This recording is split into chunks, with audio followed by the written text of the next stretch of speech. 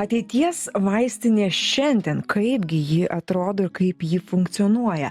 Ar žinojote, kad net trumpa kelionė iš vaistinės iki jūsų namų gali sugadinti brangius vaistus?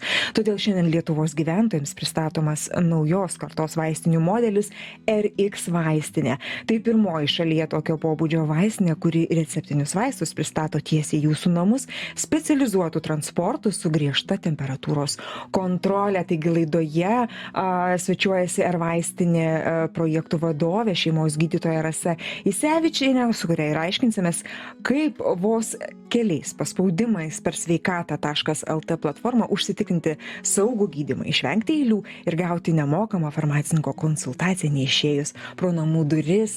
Sveiki, gerbiama Rasa. Sveiki.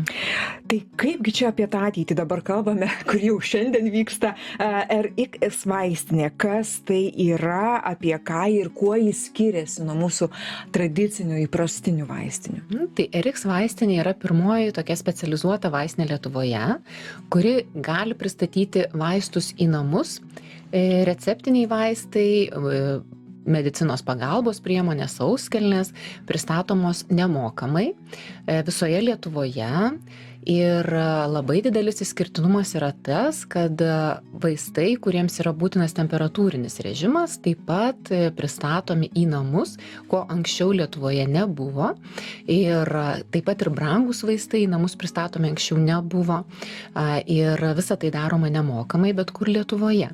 Temperatūrinius vaistus RX vaistinė pristato su temperatūriniu režimu, sertifikuotu transportu, nes išties niekada anksčiau nebuvo kalbama apie tai, kaip svarbu išlaikyti temperatūrinį režimą vaistams, kurie turi būti laikomi atitinkamomis sąlygomis.